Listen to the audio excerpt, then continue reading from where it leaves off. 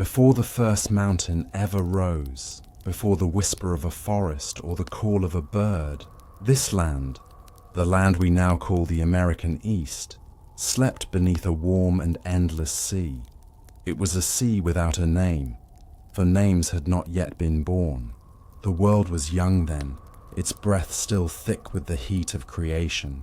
The air shimmered with carbon and vapor. The sun burned a little dimmer and days were shorter, pulsing like the heartbeat of an impatient earth.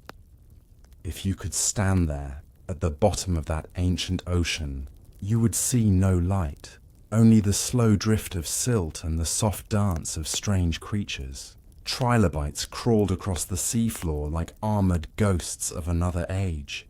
Jelly-like beings floated upward, chasing the faint glow that filtered from above.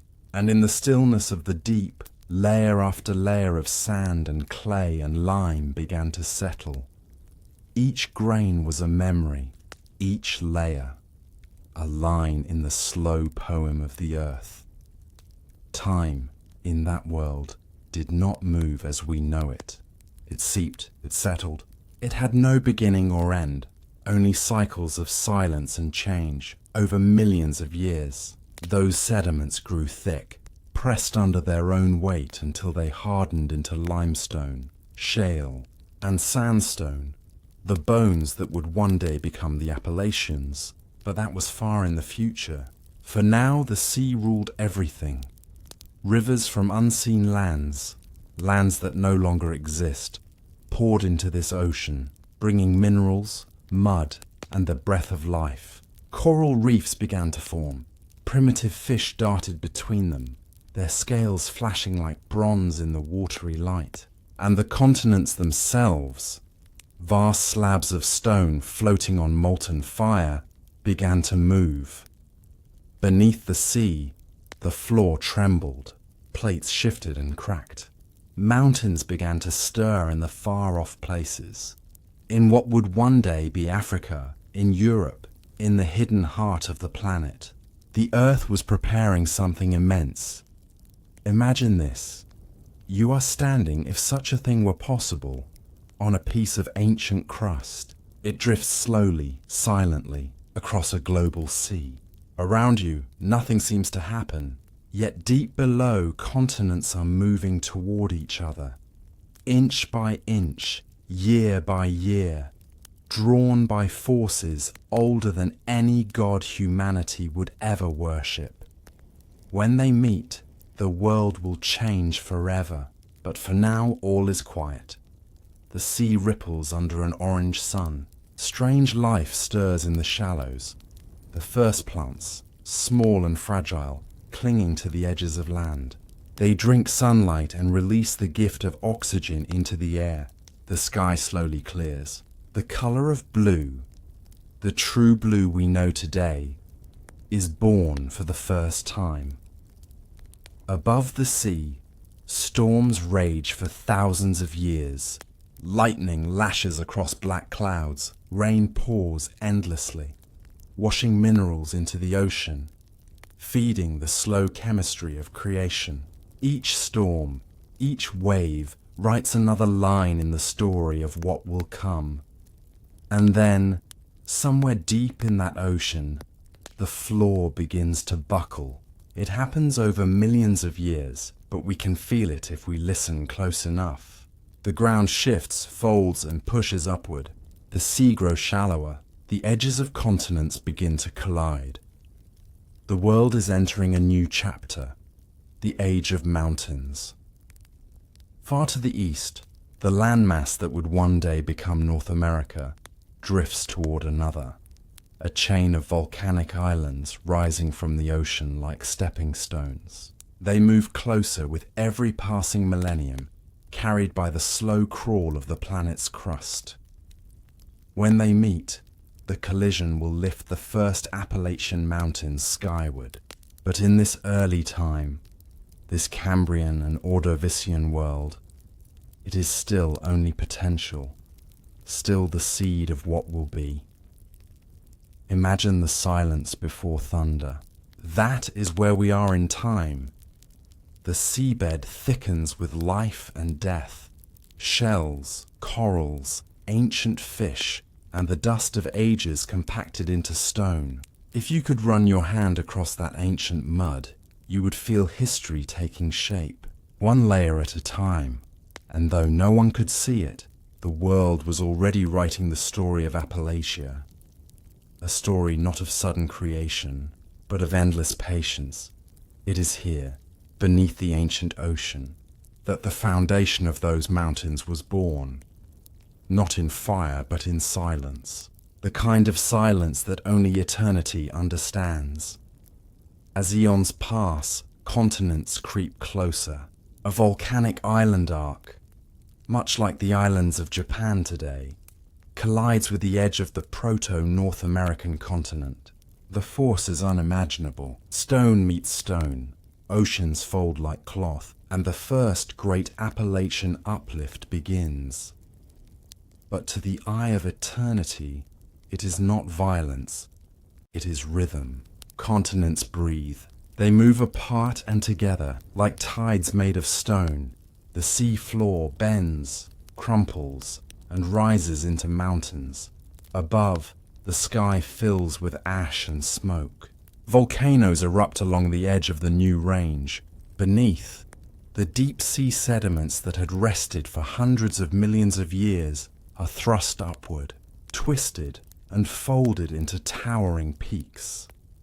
This was the Taconic orogeny, the first birth of the Appalachian Mountains, and though they would rise and fall many times again, this was the beginning, the moment when the eastern heart of North America first learned to stand tall. These newborn mountains reached heights we can scarcely imagine. Their peaks may have rivaled the Rockies, their roots sinking deep into the earth's mantle. They were raw, wild, and lifeless.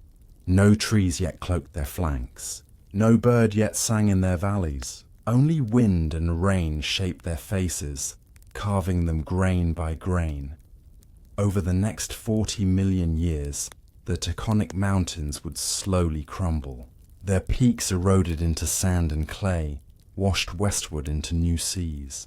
But the land beneath, the ancient spine of North America, remembered. The foundations of the Appalachians were set, deep and enduring. When we look at those mountains today, the soft, mist-covered ridges that stretch from Alabama to Maine, it's almost impossible to imagine the violence of their birth. They seem gentle, eternal, almost human in their weariness. But inside them lies the memory of fire and upheaval. Each ridge, each valley, each stone underfoot, all of it is a page in a 400 million year story written by pressure and patience. And if you stand on one of those summits, say in the Blue Ridge or the Smoky Mountains, and feel the wind pass through the trees, you are feeling the breath of that ancient sea. It never truly disappeared. It simply changed form. The limestone cliffs that hold fossils of ocean life, the smooth pebbles in a mountain stream, the quartz glinting in the sunlight. These are remnants of the world before mountains. They are echoes of that long-forgotten ocean that once slept where the Appalachians now stand. The story of the Appalachians, like all stories of Earth, begins not with life, but with time. Time is the true sculptor. It builds and erodes, gives and takes. And across the ages, it whispers the same lesson, that creation and destruction are never separate. They are one continuous dance. The mountains were born of collisions, but their soul was born of stillness, the quiet patience of stone beneath the sea. That patience is what allows them to endure. And though 400 million years have passed, that same patience still hums beneath the ground. When you walk the Appalachian Trail, when you touch a stone warmed by the morning sun, you are touching the memory of a sea that once covered this land, the beginning of a journey that would shape not just geography, but the human heart. Because these mountains, though ancient beyond measure, are still becoming. They are not finished, and neither are we. There are moments in the life of a planet when silence gives way to power, when the quiet seafloor folds upon itself, and the patience of stone turns into the strength of mountains. 480 million years ago, the Earth entered such a moment. The ancient ocean that once lay over eastern North America began to close, its edges drawn together by forces older than memory. Across that fading sea, a chain of volcanic islands, bright, smoking, and restless, drifted closer to the continent, and like two long-lost continents meeting after eons apart, they collided. The result was a revolution written not in fire or speech, but in the slow movement of continents. We call it the Taconic orogeny, the first great birth of the Appalachian Mountains. In our human time, mountains seem eternal, but to the Earth, they are brief, a momentary breath between one era and the next. The Taconic Mountains, the ancestors of today's Appalachians, were born in an age when no land animal yet walked the earth. Life still clung to the sea, hidden beneath waves that carried the light of an unfamiliar sun. And yet, above those ancient waters, the crust of the planet convulsed, bent and broken by pressures deep beneath the surface. Imagine it, the ocean trembling as the edge of a continent crumpled. Massive slabs of limestone and shale, once resting at the bottom of the sea, rose mile after mile into the air. The sea itself drained away from their flanks, leaving behind coral reefs stranded in the open air. The earth folded like fabric, creating ridges that reached the height of the Himalayas. These were not the soft, forested hills we know today. They were jagged, volcanic, red with iron, black with basalt. The air above them shimmered with ash and lightning. No tree softened their edges. No river yet carved their faces. Only the raw voice of the planet spoke there. The grinding of rock against rock. The roar of new land being born. As the mountains rose, they changed the world around them. Great rivers formed, pouring westward across the land, carrying with them the sediments of destruction. Sands and silts that would one day become the layers of new stone. Everywhere, the landscape began to shift. The shallow seas retreated. The climate cooled. New ecosystems emerged along the coasts, and life, still bound to the water, began to adapt to the changing earth. Coral reefs died where the water grew too deep, and new ones formed farther out to sea. In the shallows, strange creatures with shells and spines drifted over the mud, while fish with armored scales hunted in the shadows. The pulse of evolution quickened. The rise of mountains has always meant the rise of life, because every uplift exposes new minerals, new pathways, new challenges. The earth was feeding its own creation. Over tens of millions of years, the Taconic Mountains stretched across what would one day be New England and the mid-Atlantic states. Their peaks reached where the sky now seems too far. Volcanoes burned along their edges. Rivers tore through their valleys. They were fierce, young, and full of energy. The pulse of a planet made visible. But all mountains, like all living things, carry within them the seeds of their own decay. The same rains that nourished new rivers began to gnaw at the rock. The same winds that cleared the air also carried away the dust of the peaks. And slowly, grain by grain, the Taconic Mountains began to fall.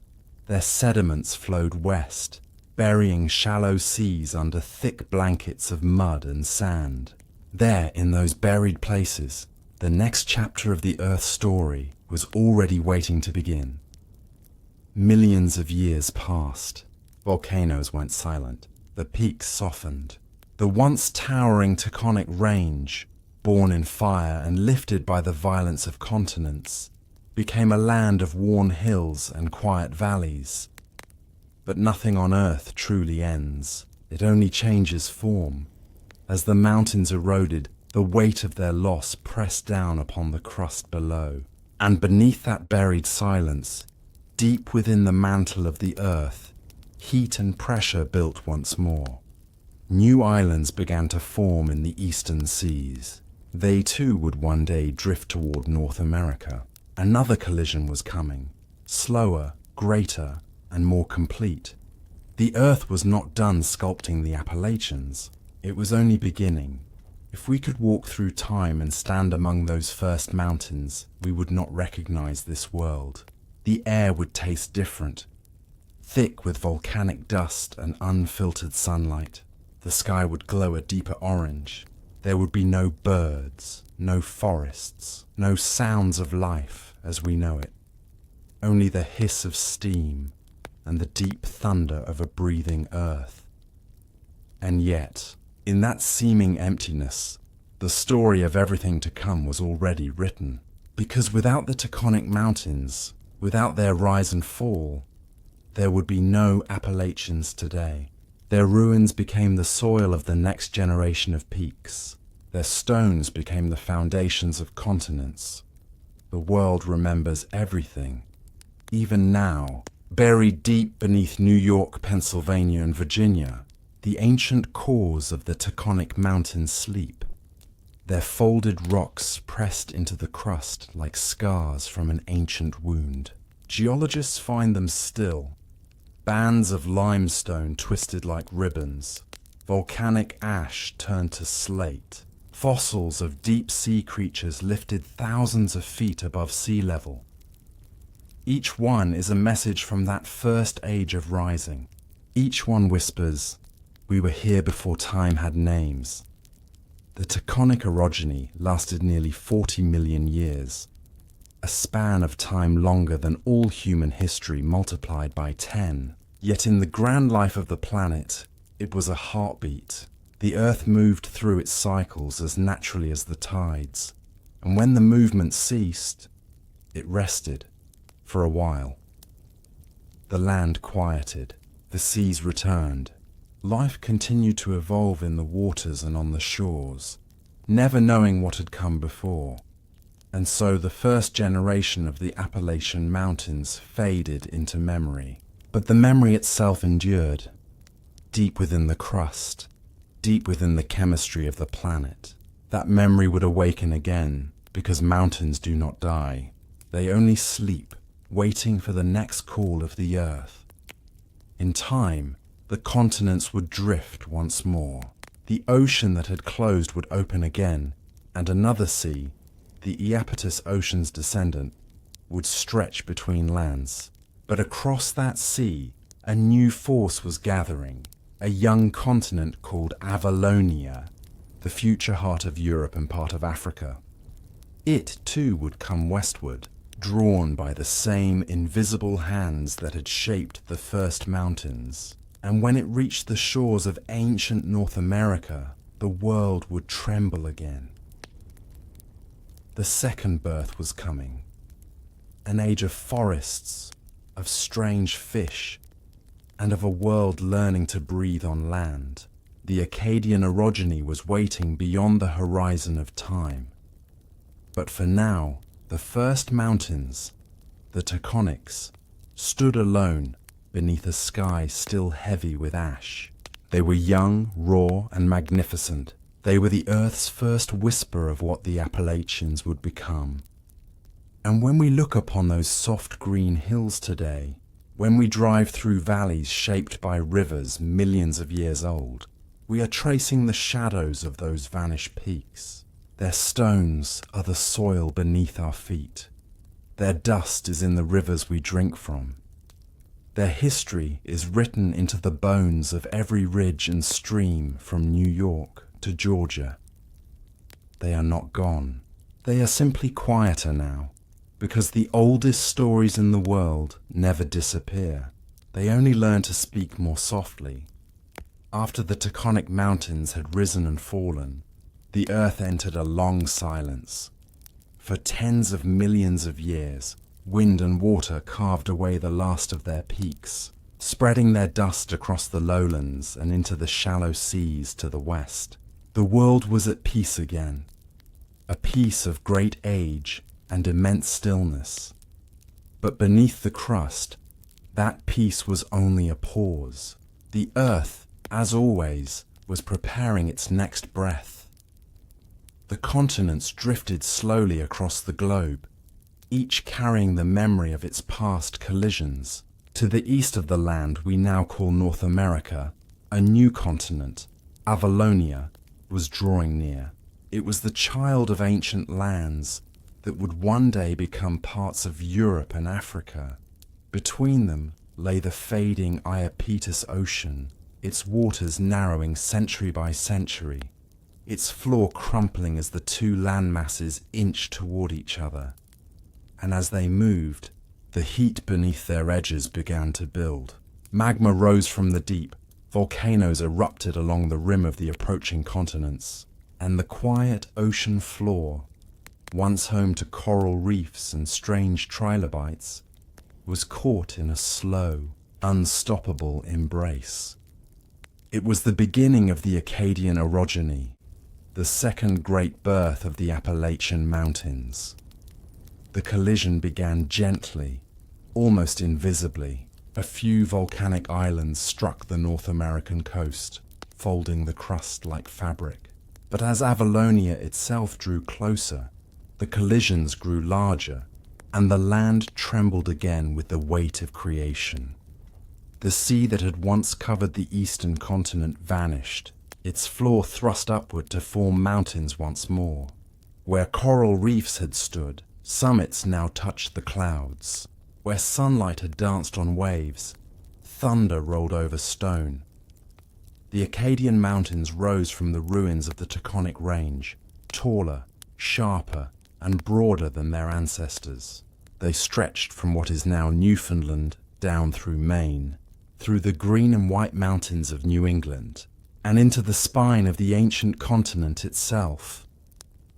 They were mountains of granite and fire, their roots buried deep in the molten heart of the planet. Above them, the air shimmered with volcanic dust. Ash fell like snow over hundreds of miles. Rivers changed course, carving new valleys, and the sky glowed a deep, restless red. Yet, in the midst of this chaos, something miraculous began to unfold. Life, still bound mostly to the sea, began to reach toward the land. Along the coastal plains formed by the mountain's erosion, the first true plants began to grow. They were small, no taller than a hand, but they changed everything. With each breath of sunlight, they released oxygen into the air, cleansing the planet, shaping a new sky. Ferns and mosses spread across the damp soil, and the land, for the first time in Earth's long history, turned green. This was the Devonian period, a time geologists now call the Age of Fishes. Oceans teemed with armored fish, the ancestors of all vertebrates that would follow. And in the rivers flowing down from the Acadian Mountains, those fish adapted to the changing waters, developing fins strong enough to push through shallow streams. Some of them, very few, would one day crawl onto the land, taking the first breath of open air. The mountains, in their rising, had given birth to this possibility. While the land was alive with new beginnings, the mountains themselves continued their slow, magnificent war with time. As fast as they rose, they began to crumble. Rains fell endlessly, turning rivers into torrents that carried their stones away. Each storm, each flood, pulled pieces of the mountains down into the lowlands, creating vast deltas of sand and clay. Over millions of years, those sediments hardened again into rock. Red sandstone, shale, and siltstone. The very stones that would one day color the cliffs of Pennsylvania the ridges of New York, and the valleys of Maryland and Virginia. The world was building layer upon layer of memory. The Acadian orogeny lasted nearly 40 million years. It was not a single collision, but a long series of embraces between continents, each one raising new peaks, each one reshaping the face of the world. By the end of it, the Appalachians stretched as high as the modern Alps, and the eastern half of North America was transformed from a quiet coastal plain into a kingdom of mountains. But the cost of creation is always erosion. As the range grew taller, it fed the very rivers that would one day wear it down. The mountains were writing their own elegy, grain by grain. Far beyond the horizon, another story was beginning to stir. The continent of Gondwana, a massive landmass made of what would one day become Africa and South America, was slowly drifting north. In time, it too would collide with North America, folding the crust one final time and creating the grandest mountains of all. But that would come later, in the time of the Alleghanian orogeny. For now, the Acadian Mountains stood in their prime, new, wild and unyielding, their summits wrapped in mist, their valleys humming with the birth of rivers and forests. If we could stand there then, at the height of the Acadian range, we would see a world both alien and familiar. The air would be heavy with the smell of rain and sulfur. The rivers would run red with the dust of iron. Strange forests of ferns and early trees would rise along the foothills, their leaves broad and glistening under a dim ancient sun. No birds yet sang, no mammals yet roamed, only insects with wings like glass and fish with jaws like armor. And above it all, the mountains breathed, their summits crowned with storm clouds, their roots glowing with the heat of the deep earth. Over time, the dust of their decay would spread westward, forming great plains that would one day cradle cities and farms, and rivers that would feed generations yet unborn. Even as they fell, the Acadian Mountains gave life. The earth, it seems, always destroys with one hand and creates with the other. Today, when we look at the quiet ridges of New England, when we drive along the curved roads of Vermont or New Hampshire, when we walk the soft paths lined with birch and pine, we are walking upon the ancient ruins of that age. The granite beneath our feet was once molten fire. The valleys were once ocean floors, and the streams that run through them today are tracing the same lines the first rivers carved hundreds of millions of years ago. Everything repeats. Everything remembers.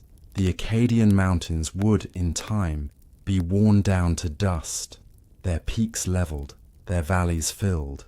But their story would not end there. The sediments born of their destruction would settle into the basins to the west, where they would be buried, pressed, and reborn as new rock. And in those buried depths, the foundations of yet another mountain chain were forming, a chain that would one day surpass them all. The world was gathering itself again for the next great collision. The third rising was on its way.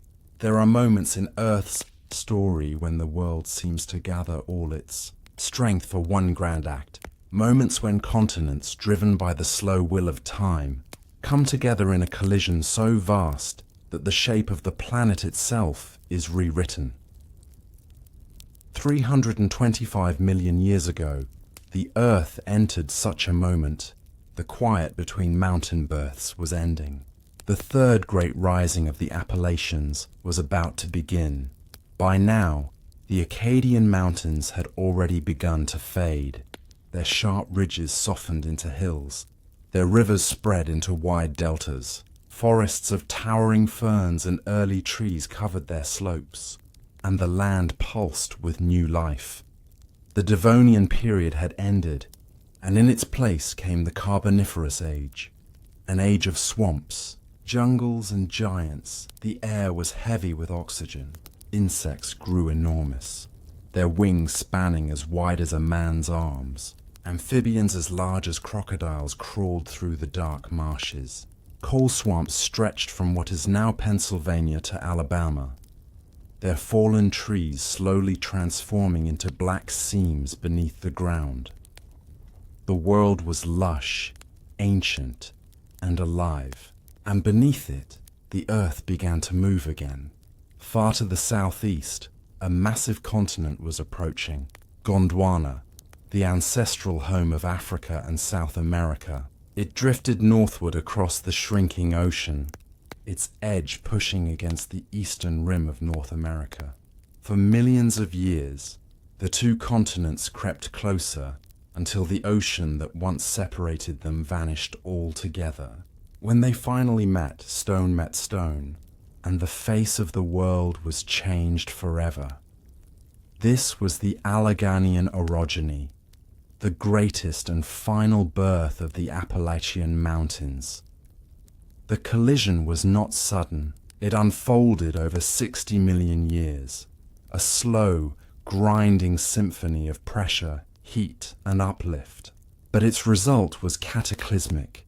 The eastern edge of North America crumpled like paper. Layers of rock that had once lain flat beneath ancient seas were folded, twisted, and thrust upward into mountains taller than the Rockies. The crust thickened under the weight of its own upheaval. Granite melted and reformed deep underground. Veins of quartz and gold were born in the hidden chambers of the earth. The Appalachians, in that age, were not the gentle, misty hills we know today. They were colossal, raw, and jagged, their summits lost in the clouds, their slopes scarred by avalanches and rivers of molten rock. The power of the planet had taken visible form. When Gondwana struck, the two continents welded together, forming a single massive landmass, Pangaea, the supercontinent that would one day cradle all of Earth's creatures. Imagine it. All the world's lands joined into one. From the icy poles to the equator, mountains stretched unbroken for thousands of miles. A global spine of stone. And at the heart of that spine stood the Appalachian Range, towering, fierce and young. But even in their youth, the mountains were already shaping life. As they rose, they altered wind and weather. Moist air from the vast Panthalasic Ocean to the west rose along their slopes and fell as endless rain. Rivers poured down their flanks, carving canyons and valleys, feeding the swamps and forests below. The rich sediments that washed from the highlands built vast deltas and plains across the interior of North America. Lands that would one day cradle the Ohio River, the Mississippi Basin, and the fertile soils of the American heartland. The destruction of mountains was already sowing the foundation of life to come. The world of the Carboniferous was a dream of green. Forests of lycopods and giant horsetails rose like cathedrals beneath a dense and humid sky. Amphibians prowled among the roots, and dragonflies the size of hawks drifted through the mist. Everywhere, decay turned to coal, a slow alchemy that stored sunlight in the earth, waiting for a future species to find it. And above those primeval forests, the young Appalachians stood like guardians, their peaks glistening with rain, their slopes alive with thunder. The earth was in its prime, but all creation carries within it the seed of change. Over time, Pangaea itself began to shift. What had been joined began to strain apart. The immense forces that built the mountains turned inward, tearing open new cracks in the crust. Volcanoes flared along the edges of the supercontinent. Earthquakes rippled through the heart of the land, and slowly, the union of North America and Gondwana began to unravel. Yet the mountains remained, their roots deep, their hearts unbroken. They would outlive the supercontinent itself. Through the long twilight of the Permian period, the Appalachians watched as the world around them changed. The great coal forests began to vanish, withered by a drying climate. Reptiles, better suited to the heat, took their place.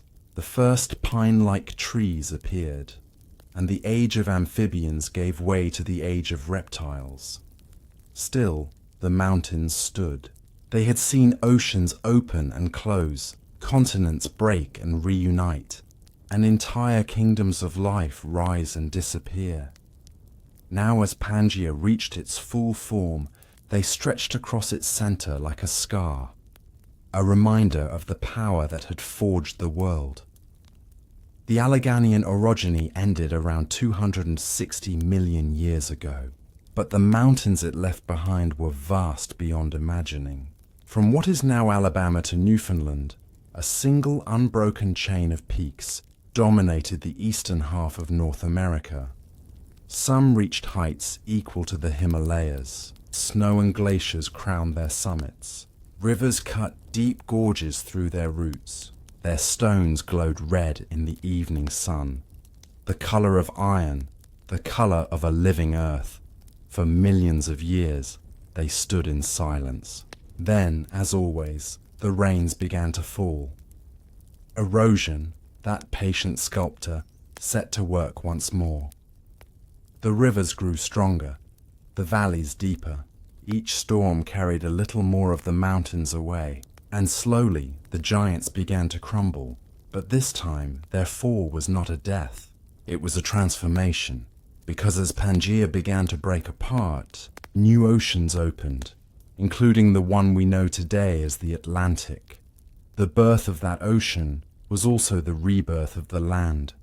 The old mountains gave their dust to the sea, and from that dust, new life would rise.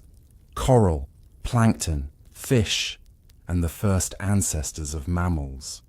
The wheel of creation turned again. Today, when we walk the Appalachian Trail, when we see the Blue Ridge glow in the last light of day, we are looking at the ancient bones of the Alleghanian range. Those rounded hills and misty valleys are not signs of weakness, but of endurance. They have survived the fall of Pangaea, the rise of the Atlantic, the coming of ice, and the tread of humankind. What we see now are the remnants of mountains that once stood taller than the Himalayas, the worn, gentle face of something once fierce and young. The Alleghanian orogeny gave birth to the world as we know it. It shaped the land, guided the rivers, and laid the foundation of a continent. And though hundreds of millions of years have passed, the mountains remember. Their stones still hum with the pressure of that ancient embrace. If you press your hand to the rock of an old ridge, you can almost feel it. A faint, steady pulse, the heartbeat of a world that once moved mountains. When the last rumblings of the Alleghanian collision faded, the earth grew still. The fire that once built mountains sank deep into the mantle, and above, silence. A long, slow silence that would last for 200 million years. The great peaks, once sharp as blades, began to soften. Rain, wind, frost, and time became the new architects of the world. What brute force had created, gentle patience would now reshape. The Mesozoic era had begun, the age of reptiles, when the earth woke into sunlight again. But while dinosaurs thundered across distant plains, the Appalachians slept. No new mountains rose here. No volcanoes broke the quiet sky. Instead, the land slowly wore itself down, grain by grain, stone by stone. Imagine millions of years passing like seasons. A ridge collapses, a valley deepens, and a river changes its course. Forests rise and vanish. The sea returns, then retreats again. Everything moves, but nothing seems to change. This was the long sleep of the Appalachians, a time not of destruction, but of becoming. As Pangaea began to tear itself apart, cracks opened through the Earth's crust. The land that would one day become North America slowly drifted westward, away from Africa and Europe. Between them, a new ocean was born, the Atlantic. At first, it was only a narrow rift filled with shallow seas and steaming vents. But as the continents pulled farther apart, its waters deepened, and a new coastline began to form.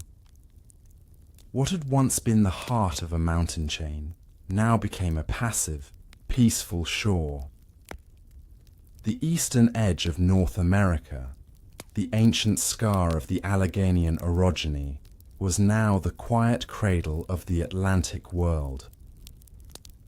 As the ocean grew, the mountains along its edge began to fade. Rivers carried their dust down to the sea, building wide coastal plains and deltas. Layer after layer of sediment buried the edge of the old range, until the Appalachians no longer reached the ocean at all. What had once been a continent's spine was now a weathered backbone, eroded, humbled, yet enduring. Through the Triassic and Jurassic ages, life flourished elsewhere. To the west, deserts spread and dinosaurs ruled. To the south, seas shimmered with ammonites and giant reptiles. And above, the first birds began to take flight. But in the east, among the Appalachian hills, the world moved at a slower rhythm. There were no violent upheavals, no fiery eruptions, only rain and time.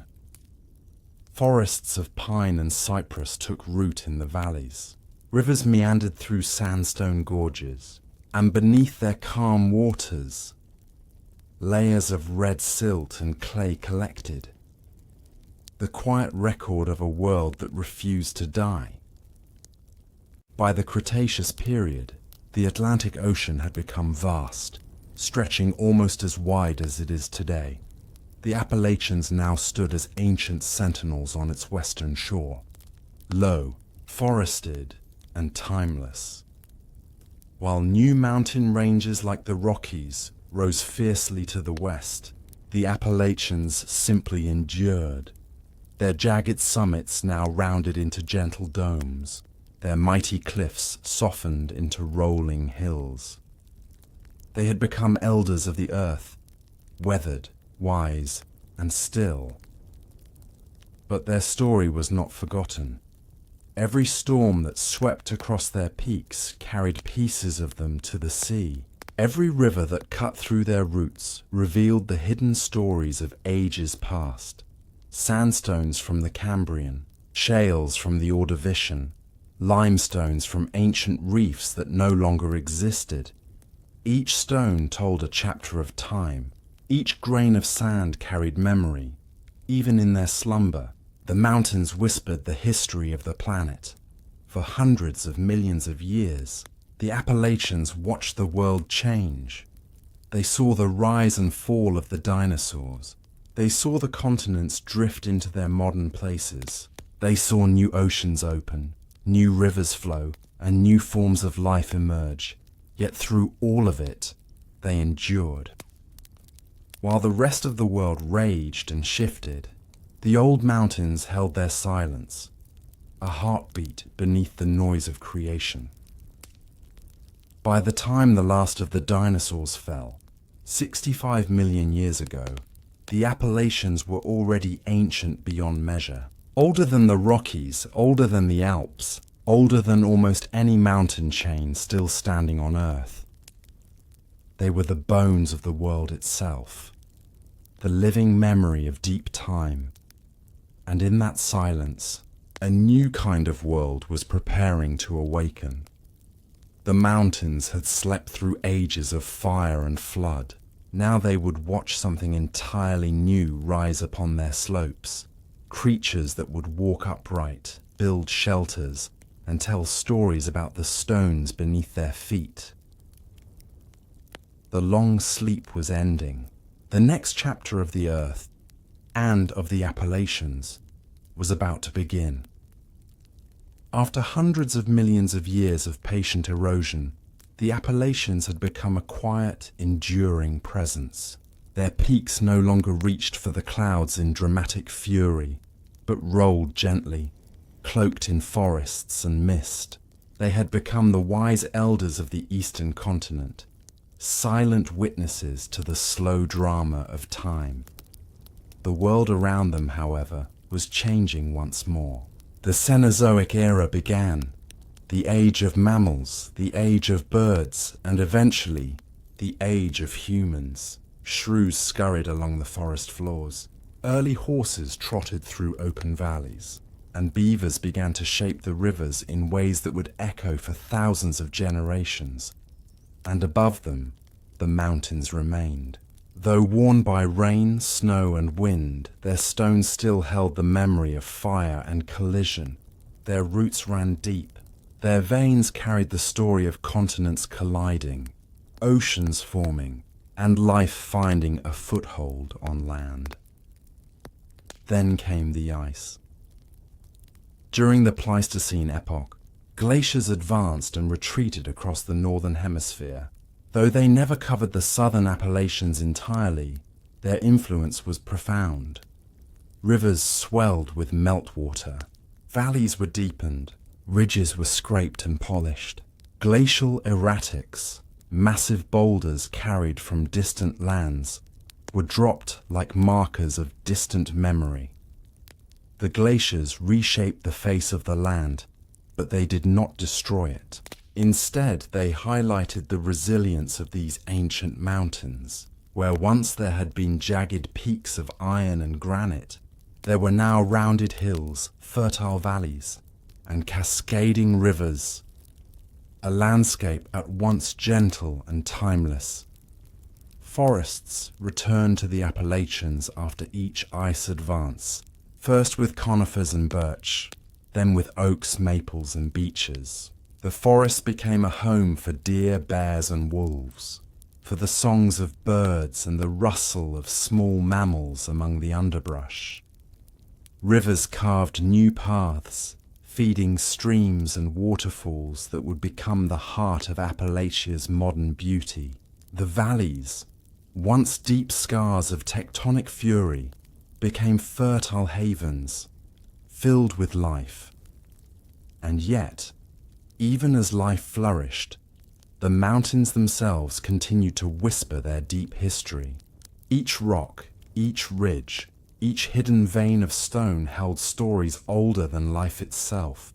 The Taconic orogeny, the Acadian orogeny, the Alleghanian orogeny, all written in folds of granite, layers of sandstone, and seams of fossil-rich shale. Walk a forest trail today, and beneath your feet lie fragments of seas that no longer exist. Corals, brachiopods, trilobites, once thriving in oceans long vanished, now rest quietly in stone, bearing witness to a world that predates humans by hundreds of millions of years.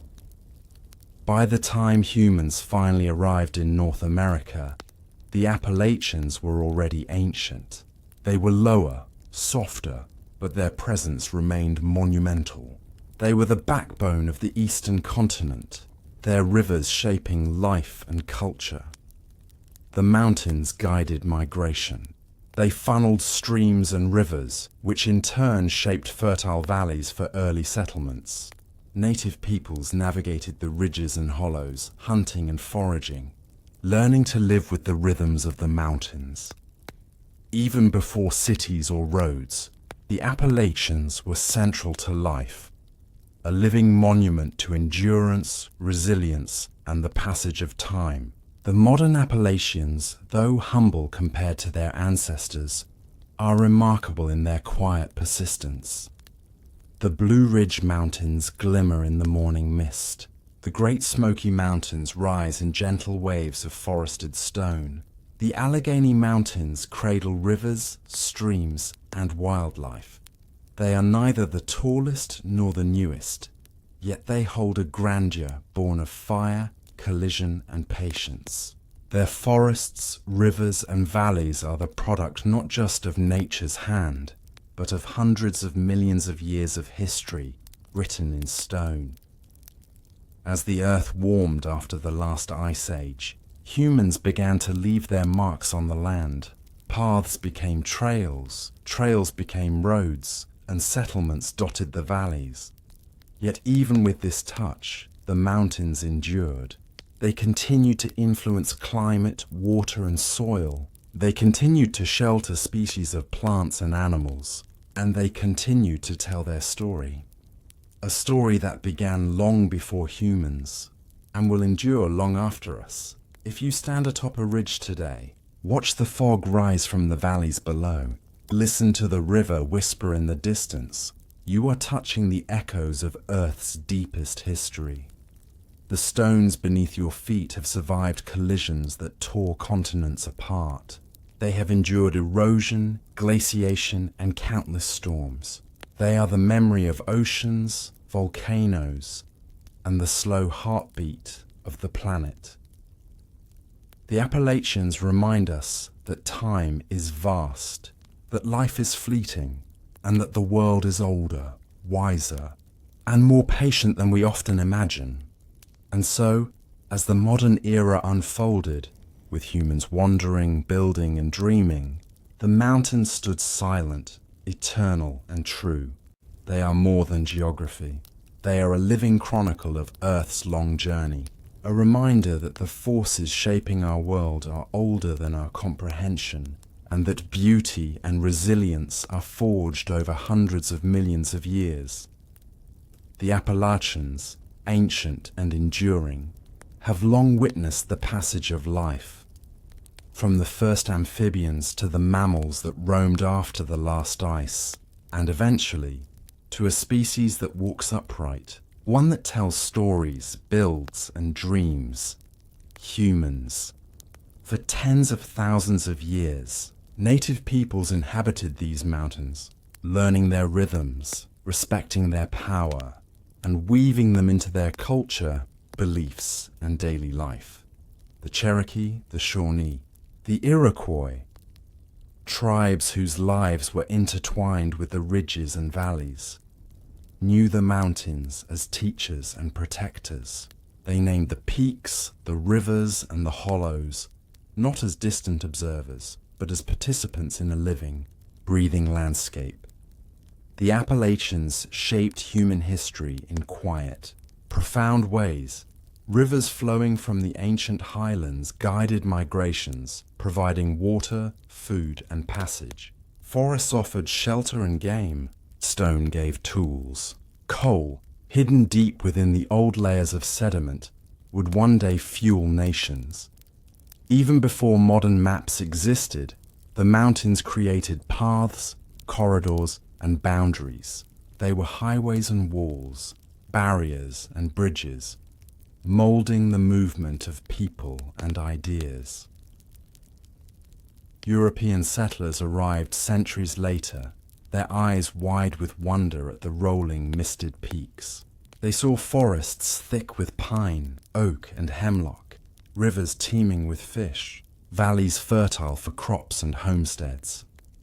The Appalachians were both challenge and gift. Settlers navigated rugged terrain, cutting trails through dense forests, forging towns along riverbanks, mining the minerals hidden beneath the earth, coal, iron, and timber from the mountains fueled industry, but never fully tamed the land. The Appalachians remained alive, their rivers carving new valleys, their forests slowly reclaiming areas disturbed by human hands. As the centuries passed, a new awareness arose, that the mountains were more than resources.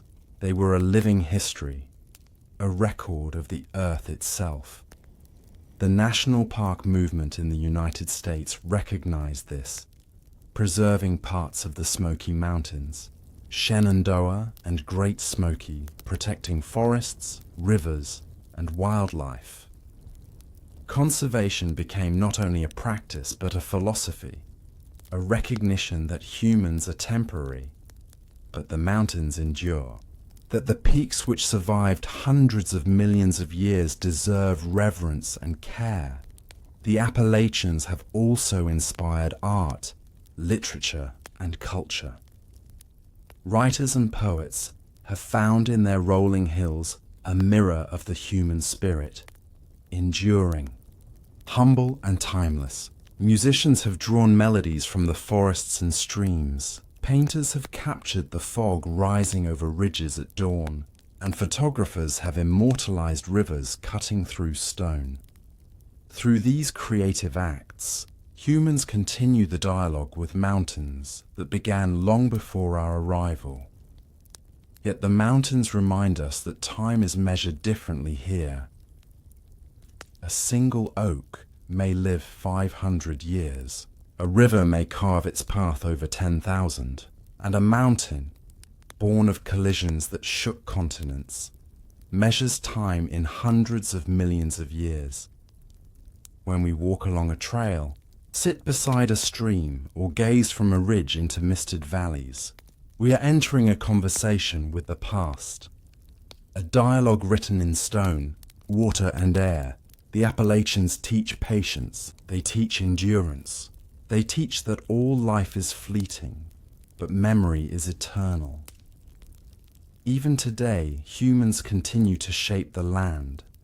Small towns cling to hollows, while cities rise on distant plains. Hikers tread the ancient paths. Wildlife, quietly resilient, persists. And through it all, the mountains remain, constant, patient, and eternal. They are the silent witnesses to the cycles of time, birth, erosion, collision, and renewal. And in their presence, we remember. We are only visitors in a story that began long before us and will continue long after we are gone. The Appalachians are more than mountains. They are living history, a reminder of the earth's power and patience. A chronicle written in stone and memory. Every ridge tells of fire and collision. Every river carries the sediment of ancient seas. Every valley whispers of life and time. To walk among them is to walk with history itself. To feel the pulse of continents. To hear the echoes of oceans long vanished. And to witness the endurance of a world older than imagination. And so, the human age does not diminish the Appalachians. It is merely the latest chapter in a story of stone and time. A story that began hundreds of millions of years ago and will continue long after our footsteps fade. The mountains endure. They remember. And in their presence, we are reminded that true beauty is patience and true strength is resilience. If we pause for a moment and look upon the Appalachians today, we might see only rolling hills, misted valleys, and forested ridges. We might see the quiet trails, the rivers that shimmer in sunlight, the towns tucked into hollows, and the roads that wind along their curves. Yet beneath this gentle beauty lies a story older than imagination. The Appalachians are not just mountains. They are witnesses. They have seen the earth breathe, shift, and rise. They have seen continents collide and oceans vanish. They have observed life itself evolve, flourish, and fade. 400 million years ago, the world was young and unrecognizable. The Taconic Mountains rose, then fell to dust. The Acadian Mountains followed, shaping land and life in ways unseen by our ancestors. The Alleghanian Mountains emerged, a colossal backbone for a supercontinent, rising higher than the Alps, touching clouds, holding storms, and carving valleys deep enough to hold ocean's memory. Each era brought creation and destruction. Each collision wrote another chapter in stone. And yet, through it all, the Appalachians endured. Time in these mountains is not measured by human lifetimes. It is measured by eons, by the grinding of glaciers, the carving of rivers, and the erosion of stone over millions of years. Peaks that once towered above the clouds now lie gentle and green. Valleys that were oceans are now forested lands. Rivers that carved canyons carry sediments from ancient seas, and still they endure. We as humans often seek permanence. We build, we name, we mark our territory. But in the presence of these mountains, we understand the smallness of our time. A single human life is a blink compared to the slow heartbeat of the Appalachians. A city, a road, a bridge, all are fleeting. Yet the mountains remind us, strength is patience, endurance is quiet, legacy is measured in resilience, not speed. In their valleys, life thrives. Plants, animals, and humans coexist with the enduring stone. The rivers, once born from glaciers and rainfall, continue their eternal journey to the sea. Forests rise, fall, and rise again. And even as climate shifts and seasons change, the mountains endure, constant and true. Their beauty is not loud or sudden. It is subtle, patient, eternal. A fog rising over the Blue Ridge in the early morning, the shimmer of a river in the Smoky Mountains, the quiet rustle of leaves in an autumn wind. These are the reminders of a history that cannot be erased. To walk the Appalachians today is to walk with time itself. Each step traces the memory of collisions, erosions, and awakenings. Each ridge holds a chapter of Earth's story. Each stone whispers of oceans, forests, and skies that no longer exist. We are small participants in a world that is vast, a world older than our comprehension. And yet in that smallness, we find humility, reverence, and awe. The Appalachians are more than geography. They are teachers, they are historians, philosophers, and storytellers. Their lessons written in stone and sediment, their wisdom carried by rivers, winds, and forests. They remind us that all things change. They remind us that creation is slow and destruction is patient. And they remind us that even as life shifts and eras pass, some things endure, silent, watchful, eternal. So, when we gaze upon the mountains, when we stand atop a ridge, when we listen to the whisper of wind through ancient trees, we are not only observing beauty, we are witnessing time itself. 400 million years condensed into hills and valleys, into rivers and stones, into mist rising over forests that have existed far longer than we can imagine. The Appalachians are a bridge between past and present, a testament to Earth's power and patience, a reminder that while humans come and go, the mountains endure, eternal, unbroken, and wise. And in that enduring presence, we find a story of stone and time, of collisions and awakenings, of life and endurance. The Appalachians have seen the world in ways we cannot fathom. They have survived what we cannot imagine, and they will continue to witness the earth long after we have vanished. A quiet, timeless testament to the power, patience, and beauty of our planet.